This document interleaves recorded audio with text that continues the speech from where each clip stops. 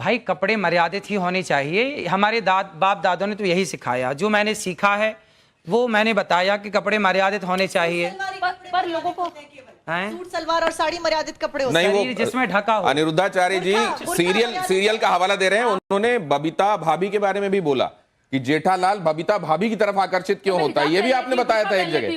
अगर आप कह रहे हैं ना कपड़े ढके हो तो मेरे को तो हिजाब पहन लेना चाहिए, उस हिसाब से हिजाब पहनने की जरूरत नहीं है। वो तो सबसे ढका हुआ होता है। आपने अच्छे कपड़े पहने। नहीं महत्वपूर्ण सवाल है। कोई औरत अगर चली जाए, मैं मर्यादित हूँ, लेकिन आपको मेरा बैकग्राउंड नहीं पता। क्या पता मैं रात को पार्टी करती हूँ, क्या पता मैं शराब पीती हूँ, क्या पता मैं घूमती हूँ, घर ले जाती हूँ। हाँ मैं पीती हूँ। बहुत अच्छा। तो मेरे कपड़ों से आप मेरे कैरेक्टर को जज नहीं कर सकते।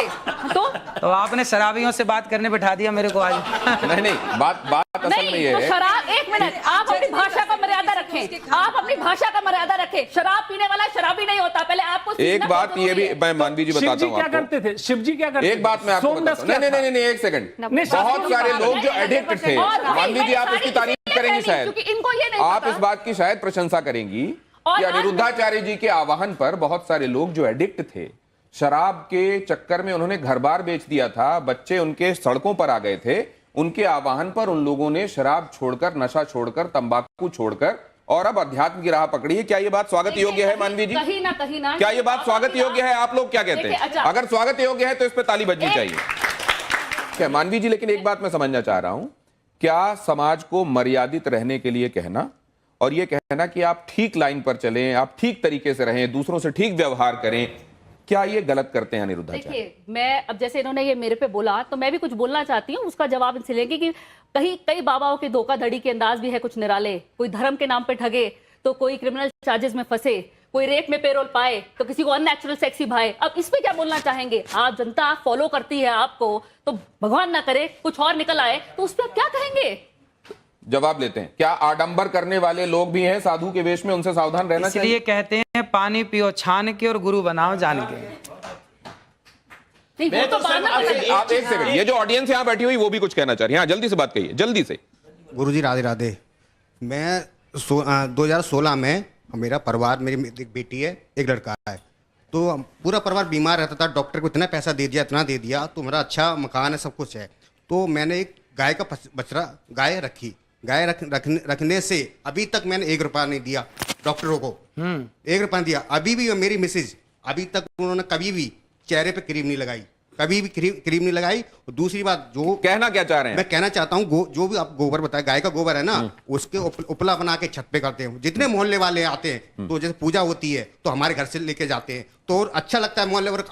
अभी तक कोई बीमारी नहीं, कुछ नहीं। बहुत अच्छी बात है। ये प्रमाण है, आप प्रमाण मांग रहे थे। ये देखिए आपके भक्त हैं और आपकी बातों को मानते हैं। ये भी तो सुनते। बीमारी क्या थी आपके घर में? क्या बीमारी थी? मिसेज को मैं अंदर खुले बताता हूँ मैं आपको। खुला पेट की बीमारी थी। कभी डॉक्टर के पास, कभी एम्स में दिखाया, मैं कागज दिखा दूंगा सर। मैंने इतना पैसा लगा दिया, मेरा एक प्लॉट चला गया।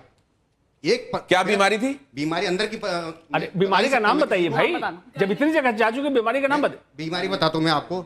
बीमारी क्या, पेट की बीमारी थी, तो बच्चा नहीं होता था और फैल हो जाता था कभी, कैसे क्या।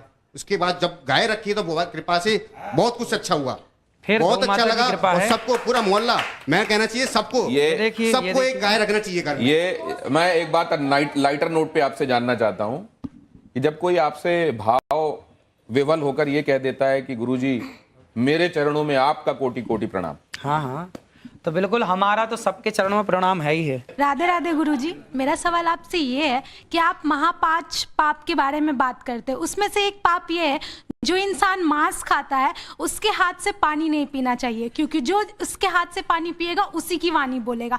तो अगर हम लोग किसी रेस्टोरेंट या कैफे में जाते हैं, अगर वो वेटर हम लोग को पानी सर्व कर रहा है, हमें क्या पता वो मांस खाता है कि नहीं। इसीलिए तो हमारे बुजुर्ग कह गए बेटा घर पे ही खाओ, घर के बाहर मत खाओ। सिंपल बात। अच्छा एक नहीं, तो ये जो बातें हैं वो शास्त्र सम्मत हैं, इसलिए मानना चाहिए, या व्यवहारिक भी हैं इसलिए हम उनको लागू कर सकते हैं? आहार शुद्धौ सत्य शुद्धौ लिखा है। तो खेती भी घर पे कर लेनी चाहिए, सब्जी घर पे ही तो होती है खेती बेटा। संभव नहीं आज के परिवेश बेटा घर पे ही तो होती है ना खेती। देखो लाखों लोगों की शराब छूट गई मेरे कहने से। बहुत अच्छी बात। लाखों लोगों के घर बस गए। कितने पति पत्नियों के झगड़े होते थे, कथा सुनने के बाद वो पति पत्नी बिल्कुल प्यार से रहने लग गए। सास बहू के झगड़े होते थे, कितना डिप्रेशन था, सारा डिप्रेशन खत्म हो गया। और आज आपको बताऊं कि गौरी गोपाल गुरुकुल में 150 बच्चे पढ़ते हैं। जो बच्चे असमर्थ हैं।